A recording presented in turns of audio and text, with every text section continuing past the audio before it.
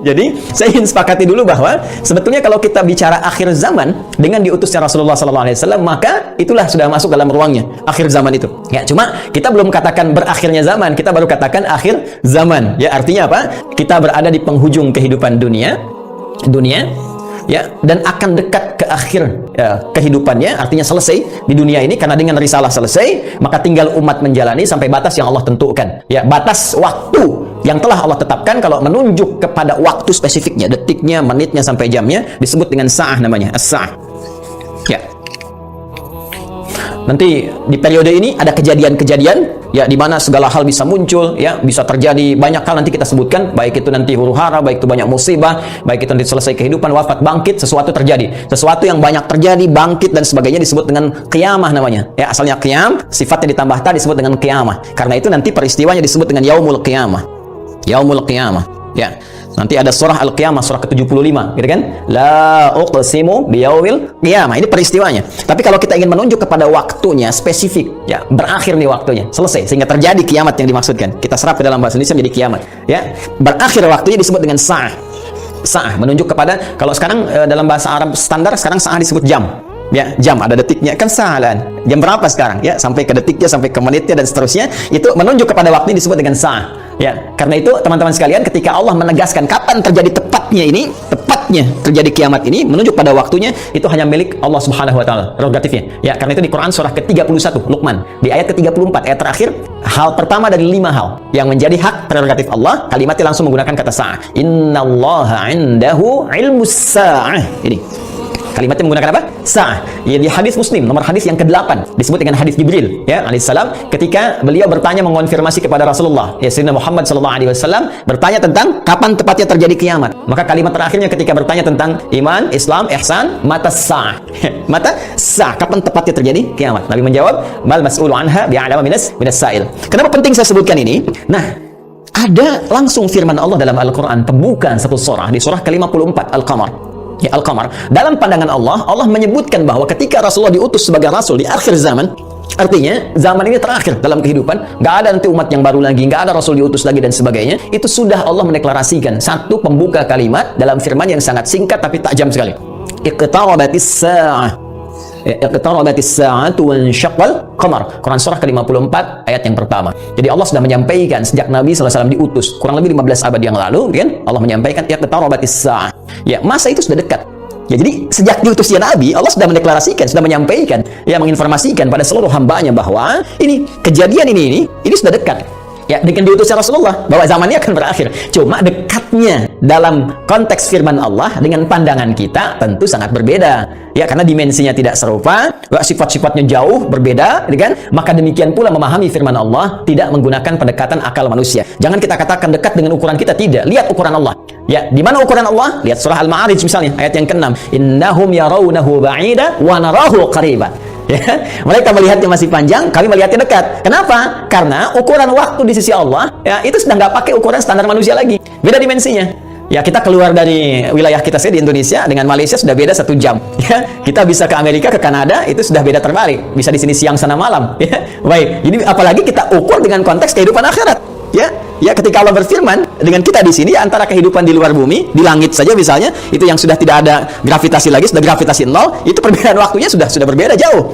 Makanya ketika Al-Quran menginformasikan fi yaumin kana miqdaruhu alf sanatin mimma ta'udun, ya, ada 1 tahun bisa beda 1000 tahun. Dalam konteks orang dihukum di neraka bisa seharinya serasa 50.000 tahun, sehari bisa 1000 tahun. Artinya kalau Allah katakan misalnya 7 hari, berarti masih 7.000 tahun, ya. Ya, 2 hari berarti masih 2000 tahun dalam konteks terkecilnya, dalam pandangan kita. Tapi kita tidak tahu kapan itu terjadi. Secara singkat, Allah sudah mengatakan bahwa sejak Rasulullah SAW diutus, ini keadaan sudah akhir zaman. Ya kan? 1. Dan sudah mendekat kepada kiamat. Cuma dekatnya itu kapan waktunya, kita tidak tahu. Dalam pandangan Allah dekat, dalam pandangan kita ngitung dari masa Nabi ke sini masih 15 abad, belum kiamat juga. Ya kan? Sekarang belum kiamat juga, makanya jangan tanya tentang waktunya. Ya, yang ditanya persiapan kita apa? Ya, kalau Anda bertanya tentang waktu pada sesuatu yang sudah diatur, kaidah mengatakan sesuatu yang sudah diatur jangan banyak ditanya lagi. Nanti menjadi semakin tidak teratur keadaan Andanya. Ya, matahari terbit dari timur, tenggelam di darat. Masih Anda tanya kenapa terbit dari timur? Itu kurang kerjaan. Ya, kurang kerjaan. Ya, kenapa malam gelapnya? Itu kurang kerjaan. Jelas ya? Kenapa? Karena sudah kita mengerti, itu ma'lumun bid-darurah, sudah dipahami, sudah dimengerti. Naluri kita sudah bisa membaca, akal kita sudah mengetahuinya, ditanamkan dalam diri kita. Karena itu, sesuatu yang sudah Allah atur, jangan ikut-ikut mengatur lagi. Ya, Nabi pernah ditanya tentang kiamat, Nabi tanya, bagaimana persiapan kamu kalau terjadi besok? Jangan tanya waktunya. Karena Allah rahasiakan semua itu supaya memberikan getaran pada jiwa kita dan katalis pada diri kita untuk meresponnya dengan semangat beramal dan menyiapkan. Itu poin. Baik, jadi kalau kita sudah pahami ini semua, bahwa kita hadir saat ini, aktivitas kita ada di penghujung zaman, artinya memang kita sudah berada di akhir zaman, tapi kita tidak tahu kapan zaman berakhir, tapi kita bisa melihat tanda-tanda yang disampaikan Rasulullah SAW di setiap perubahan-perubahan yang terjadi di akhir zaman ini.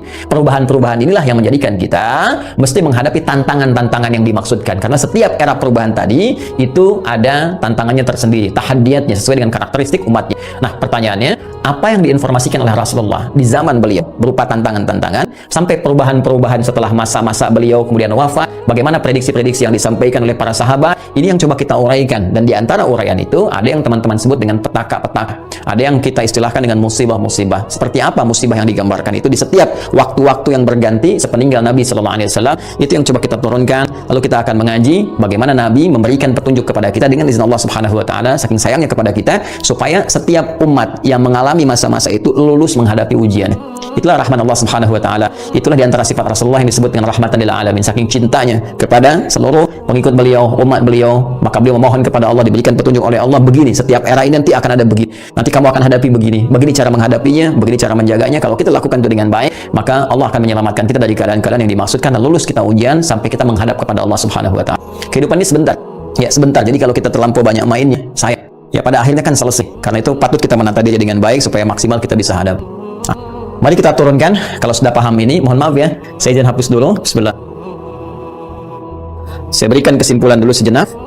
Jadi jangan lantas nanti diartikan akhir zaman, kiamat gitu kan, padahal kita juga sedang di akhir zaman sekarang. Dan Rasulullah diutus Rasul akhir zaman. Sekarang kita ustadznya ustadz akhir zaman gitu kan. Dan ada presiden akhir zaman, menteri akhir zaman, lihat lurah akhir zaman, termasuk juga sekolah-sekolah akhir zaman dan sebagainya. Tapi zaman itu sampai berakhir seperti apa tahapan-tahapannya, bagaimana ujiannya, itu yang kita lihat. Jadi kesimpulan pertama, satu, tentang akhir zaman sudah kita bahas. Ya, adalah satu era terakhir, ya, era terakhir dari umat manusia yang beraktivitas, ya kan, di bumi. Ini dia, era terakhir dari umat manusia yang beraktivitas di bumi. Jelas ya? Nah, ditandai dengan diutusnya Rasul terakhir, yaitu Rasulullah Sayyidina Muhammad sallallahu alaihi wasallam, kan? Sallallahu alaihi wasallam. Nah, kemudian karena siap Rasul itu membawa petunjuk, juga diberikan petunjuk berupa hudan terakhir. Nah, itu berupa Al-Quran. Karena Al-Quran pun ketika diturunkan Allah menyebut dengan hudan. Buka Quran surah kedua Al-Baqarah di ayat 185. Syahrul Ramadan alladzi unzila fihi Al-Quran hudan linnas. Ya, hudan linnas wa bayyinatin al-huda wal furqan. Baik, sekarang dari sejak diutusnya Rasulullah sudah masuk akhir zaman, bagaimana perjalanan? Nah, kalau kita turunkan dari sini di masa Rasulullah SAW, sampai dengan kita sekarang, ya, sampai kita sekarang di masa kini, kurang lebih ada sekitar 15 abad. Nah, sekarang kita akan bicara tentang bagaimana Rasulullah SAW menyampaikan tentang berita-berita nubuat. Nubuat itu tentang berita besar yang terjadi dibawa oleh utusan. Ya, orang menyampaikan nubuat disebut dengan nabi, pembawa berita besar. Beritanya disebut dengan naba, karena itu ada surah An-Naba. Ya, amma yatasadun 'anil naba'il 'azim. Ya. Nah, ini nanti ada nubuat-nubuat beliau yang disampaikan kepada para sahabatnya, terlacak sampai dengan ke kita tentang peristiwa-peristiwa yang terjadi di masa-masa sampai mendekat kepada waktunya berakhir. As-sa'ah, ya, as-sa'ah. Ya, ini karena akhir di sini, akhir selesai, itu nggak bisa ditulis lagi. Dan karena kita di sini ya dekat ya, tapi kan nggak tahu masanya kapan. Jadi kurang lebih gini lah, ya, supaya agak ngeles sedikit bahwa papan tulisnya udah nggak cukup. Jadi gini ya, teman-teman sekalian, kita turunkan ke sini. Nah, baik, sekarang saya beri contoh begini misalnya. Ya, ini hadis yang populer saja. Saya langsung ambil dari hadis riwayat Muslim. Hadis riwayat Imam Muslim. Ya, nomor hadis yang ke-8. Nanti ada bab tentang iman, Islam dan ihsan. Ya, dikenal juga dengan hadis Jibril dan banyak dikutip oleh para ulama, termasuk juga Imam An-Nawawi dalam Al-Arba'in. Dari 42 hadis, beliau mengutip ini, teman-teman sekalian, di hadis yang kedua setelah innamal a'malu binniyat, masuk hadis ini. Ya, Abi Hafs bin Umar bin Al-Khattab radhiyallahu ta'ala anhu, qala bainama nahnu julusun 'inda Rasulillah sallallahu alaihi wasallam, itala 'alaina rajulun shadidu bayadith thiyabi, shadidus sawadis sa'ri, la yura 'alaihi atharus safari. Nah, kemudian setelah itu dia datang kepada Nabi sallallahu alaihi wasallam, fajalasa ila Nabi sallallahu alaihi wasallam, fasnada rukbatayhi fakhidhihi wa wada'a kaffayhi ala fakhidhihi faqala ya Muhammadun akhbirni anil Islam, dijawab oleh Nabi, akhbirni anil iman, dijawab oleh Nabi, akhbirni anil ihsan, dijawab oleh Nabi, terakhir kemudian mata sa'ah. Ya, bertanya tentang tanda-tanda as-sa'ah. Kapan ini ya terjadi tepatnya kiamat? Nabi menjawab, mal mas'ulu anha bi'alam min as-sa'il. Ya, tidaklah yang ditanya lebih tahu daripada siapa yang bertanya. Ya, tidaklah yang ditanya lebih tahu daripada yang bertanya.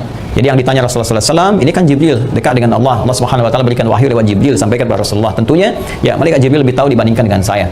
Ya, ini juga pertanda ada dua hal. Pertama, pertanda ujian yang disampaikan malaikat kepada Nabi Muhammad supaya tidak mengarang sesuatu di luar apa yang Allah wahyukan kepadanya. Dan ini membenarkan risalah Nabi Muhammad SAW. Yang kedua juga salah satu pertanda bagaimana ta'zimnya, ya kagumnya malaikat Jibril kepada Nabi Muhammad karena merasa Rasulullah lebih dekat dengan Allah Subhanahu Wa Taala. Bagaimana dipuji dalam Al-Qur'an, wa innaka la'ala khuluqin 'azim, dijamin surga sebelum wafatnya, inna a'tainakal kautsar. Ya, tentu ada pertanyaan dari malaikat nih, hamba luar biasa disayang Allah, dan hamba manusia yang sudah pada tingkat tersayang dari Allah itu melebihi malaikat. Karena itu ketika Adam alaihissalam ya diuji oleh Allah, diminta, ditanya ini apa, ini apa, ini apa, ya Al-Baqarah di ayat yang ke-31 itu wa 'allama Adam al-asma'a kullaha dan seterusnya sampai ayat 33, maka malaikat kan diminta sujud hormat. Di ayat 34-nya, wa idz qulna lil malaikati isjudu li Adam fasajadu, kan? Maka mereka diminta sujud hormat kepada Adam alaihissalam. Apalagi Nabi Muhammad sallallahu alaihi wasallam dengan segala puncak ketakwaan dan kedekatannya kepada Allah, maka mengkonfirmasi malaikat karena melihat bagaimana kedekatan Rasulullah dengan Allah Subhanahu Wa Taala. Tapi tetap Nabi dengan tawadhu mengatakan mal mas'ulu anha bi'alam minas sa'il. Ya, kemudian bertanya an amaratiha, maka akhbir nih ya an amaratiha, maka sampaikan kepadaku, ya informasikan, maksudnya kepada malaikat Jibril ini supaya didengar oleh sahabat-sahabat yang lain dan disampaikan kemudian kepada generasi setelahnya sampai dengan ke kita. Ya, apa tanda-tandanya? Nah, ini tanda-tanda umum teman-teman sekalian yang mencakup kehidupan secara umum, baik itu dialami oleh ahli Quran ataupun bukan ahli Al-Quran. Jadi ada masa-masa kehidupan dari sejak zaman Rasulullah nanti terus yang akan mendekat kepada as-sa'ah, berakhirnya kehidupan. Apa diantaranya? Ini banyak hadis ya. Ini saya baru ambil salah satu, kan? Salah satu. Maka dikatakan misalnya antali dalam rabbataha, bagaimana seorang pembantu melahirkan tuannya. Ya, di sini para ulama ada yang memahami sesuatu dunia menjadi terbalik. Ya, suatu dunia menjadi terbalik. Kalau kita lihat tekstual kan nggak mungkin, oh pembantu kalau lahiran tuan, kan nggak mungkin. Tapi ada yang mengartikan banyak hal. Ya, keadaan jadi terbalik. Ya, misalnya mohon maaf ya, kan biasanya tuan yang mengatur pembantu, sekarang pembantu ngatur tuan. Ya, jadi nanti ditafsir dengan hadis-hadis lain, ketika yang benar disalahkan, yang salah dibenarkan. Kemudian pembantu melahirkan tuan, ada yang mengartikan dengan perzinahan, ya selingkuh antara pembantu dengan tuan, dengan majikannya dan sebagainya, atau majikan memanfaatkan tuan dan sebagainya. Ya, ada kalimat-kalimat seperti itu. Wa antaral khufata wa alata. Ya, kemudian Anda bisa melihat kata Nabi sallallahu alaihi wasallam bagaimana pada masa itu orang-orang Badui yang ya dari jauh dari pedesaan tiba-tiba mendapatkan sesuatu yang luar biasa sampai ya tatawaluna fil bunyan, lomba mendirikan bangunan. Ya, ini ada yang memahami bahwa orang yang biasanya mengembala kambing, artinya orang-orang yang desa dari jauh dari apa yang tidak terbiasa dengan hal-hal yang mewah, tiba-tiba sibuk dengan kemewahan-kemewahan. Ya, kemudian nanti ditafsir di hadis lain, orang-orang berlomba-lomba dalam urusan dunia, sampai orang-orang desa pun ada ikut-ikutan, ya, pengen terlibat dalam konteks dunia dan sebagainya, yang biasanya mereka hidup dalam keadaan-keadaan yang serba sederhana dan sebagainya. Jadi situasi-situasi ini situasi umum. Ya, nanti ada hadis terkait dengan banyak menyebar penyakit-penyakit yang menular, yang jarang ada obatnya dan sebagainya. Ini masih persoalan-persoalan umum yang dengan umum ini dialami oleh semua orang. Artinya mau ahli Quran, bukan ahli Quran, ya akan mengalami peristiwa ini. Ya, saat kebenaran mulai tertukar, saat macam-macam dan seterusnya lah. Ya, tapi alhamdulillah kita nanti masih dilindungi dengan hadirnya hadis-hadis lain. Ya, masih ada ulama-ulama. Walaupun nanti mesti hati-hati ketika ulama banyak yang diwafatkan Allah Subhanahu Wa Taala. Sekarang kurang lebih sudah di atas 400 dari situasi pandemi saya di Indonesia saja. Nah, itu bukan yang kaleng-kaleng, itu ulama-ulama yang memang ahli pesantren, ahli dzikir, ahli ilmu dan sebagainya. Mesti hati-hati juga. Ya, alhamdulillah kita masih ada orang-orang yang istighfar, bangun di malam hari, orang-orang yang mendekat kepada Allah, orang-orang yang taubat, masih kita dilindungi oleh Allah. Ya, jadi keadaan-keadaan ini, tapi petunjuk-petunjuk ke arah ini sudah mulai terasa. Artinya Nabi menyampaikan setelah kehidupan beliau akan dialami masa-masa ini. Ya, jadi masa-masa ini sudah terjadi fitnah kubra dari masa tabi'in, ya, dari masa sahabat akhir-akhir ke tabi'in. Setelah itu kan ada juga peristiwa-peristiwa ini. Sampai juga di kita sekarang pun kita rasakan peristiwa itu. Tapi jangan disimpulkan berarti besok kiamat, Jumat lagi gitu ya. Jangan-jangan ngambil kesimpulan gitu juga. Ada variabel-variabel lain yang harus kita pahami, tapi kita mesti waspada. Ini berupa fitnah. Ini yang saya maksudkan. Ini ujiannya. Ujiannya. Ingat nanti ya, ada fitnah, ada musibah, ada bala, ada ibtala, itu beda-beda. Ya, itu beda-beda. Nah, ingin saya katakan bahwa ini ujian kita di sini. Ini ujian kita. Karena ini ujian kita mesti lulus, teman-teman sekalian. Nah, sekarang jangan langsung kita pahami ini kiamat besok ini. Tidak. Nabi ingin mengatakan di masa depan ada tantangan-tantangan tuh akan begini. Dan ini kalau tantangan-tantangan ini nggak bisa dihadapi, sudah ini akan menjadi variabel yang mempercepat terjadinya kiamat. Artinya cepat menuju ke arah ini. Ya.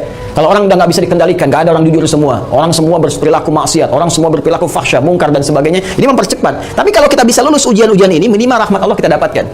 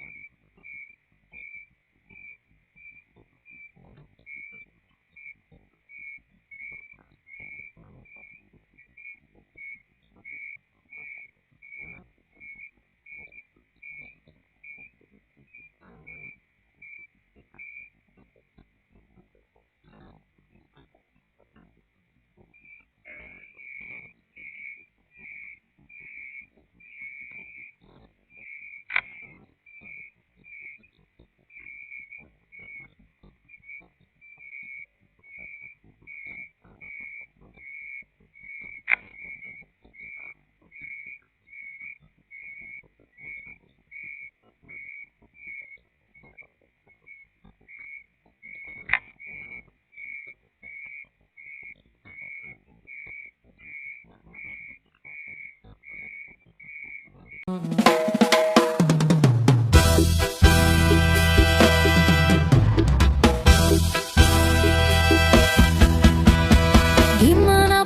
ada bayanganmu, dimanapun ada bayanganmu, di semua waktuku ada bayangmu, kekasihku.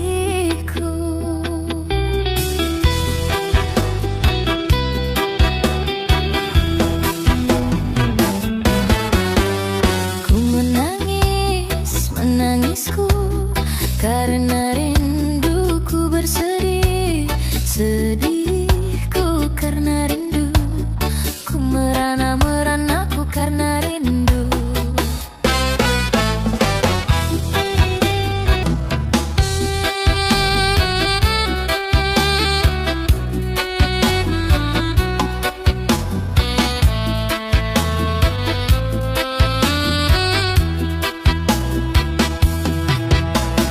Mau tidur teringat padamu,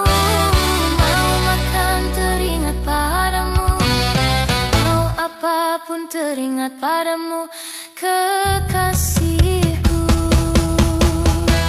Dimanapun ada bayanganmu, dimanapun ada bayanganmu, di semua waktuku ada bayangmu, kekasihku.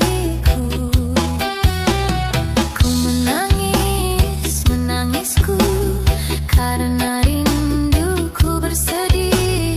Sedihku karena rindu. Aku